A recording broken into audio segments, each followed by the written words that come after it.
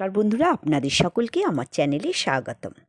শ্রী শুভময় দত্ত ও শ্রীমতী স্বর্গীয়া শিশুবালা দত্তের লেখা থেকে আমি বেশ কদিন যাবৎ পাঠ করছি। তো আমার পিতা মাতাকে প্রণাম জানিয়ে ও গুরুদেবের চরণে সশস্ত্র প্রণাম জানিয়ে আজকের পাঠ শুরু করছি। জীবের স্বধর্ম কি বুঝিতে হইলে জীবের প্রথম জন্মগ্রহণ কেন এবং কিভাবে হইল, সেই অতি দুর্বোধ্য ও জটিল বিষয়টি সম্বন্ধে সামান্য আলোচনা করিতে হয়। শাস্ত্র বলে, যত্র জীবস্তত্র শিব পাশবদ্ধ ভবেদ জীব পাশমুক্ত সদা শিব। শ্রী শ্রী ঠাকুর ওই কথাগুলি উল্লেখ করিয়া কোনো ভক্তের পত্রের উত্তরে লিখিয়াছেন, প্রকৃতির বর্ণ বিবর্ণে বিমোহিত হইয়া ভাগ্যানুসারে সত্যপথ ছাড়িয়া সীমাবদ্ধ ক্ষয়শীল দেহগেহ বিদ্যাবুদ্ধি ধনী মানি শত্রু মিত্র আদির আবর্তনে পড়িয়া প্রকৃতির গুণের দ্বারা ভাগ্য ভোগ করিয়া থাকে। এই ভোগ ত্যাগ না হওয়া পর্যন্ত মনের জল্পনা কল্পনা বিমুক্ত হইতে পারে না, দেহের বন্ধনও কাটে না জানিবেন। বেদবাণীর 2য় খণ্ড 144 নম্বর পত্রে।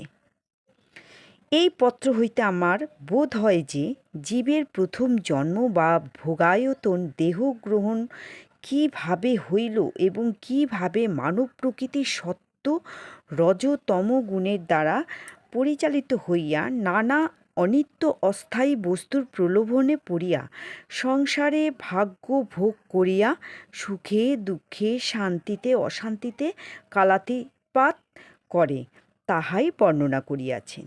তাহার শ্রীমুখ নিঃসৃত বাক্য ও পত্রাদি পড়িয়া আমার এই বিশ্বাস জন্মাইয়াছে যে জীব মাত্রেরই আত্মা বা প্রাণ পরমাত্মা বা মহাপ্রাণেরই অংশ সম্ভূত।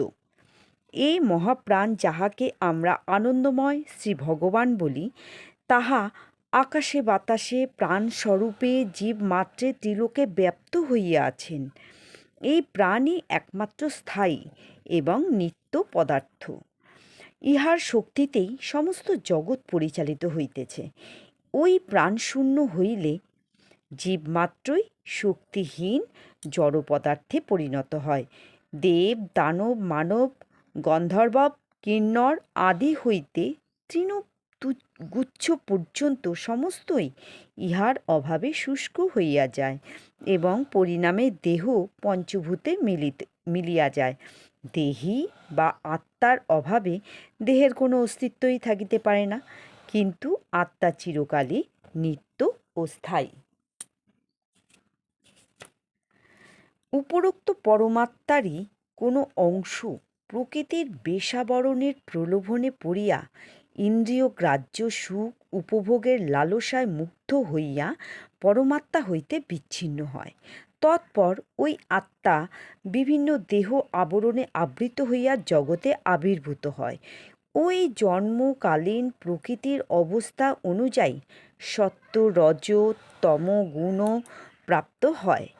তখন মন বুদ্ধি অহংকারের আবেগে পড়িয়া জীব ভগবানকে ভুলিয়া যায়।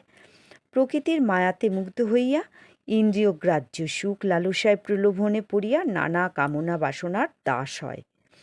সেই কারণেই জীব মাত্রই সুখ দুঃখ শান্তি অশান্তি ভালো মন্দ রূপ নানা দ্বন্দ্ব বিভাগে পড়িয়া সংসার তরঙ্গে হাবুডুবু খাইতে থাকে।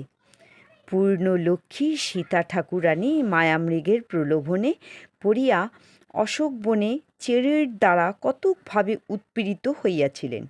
এই দৃষ্টান্ত শ্রী শ্রী ঠাকুর অনেক সময়ই দেখাইতেন। তো বন্ধুরা, আমি আজকে আর পাঠকে এগিয়ে নিয়ে যাব না, পরের দিন ঠিক পরের থেকে পাঠ করব। আজকের মতো এখানে বিরাম দিলাম। নমস্কার।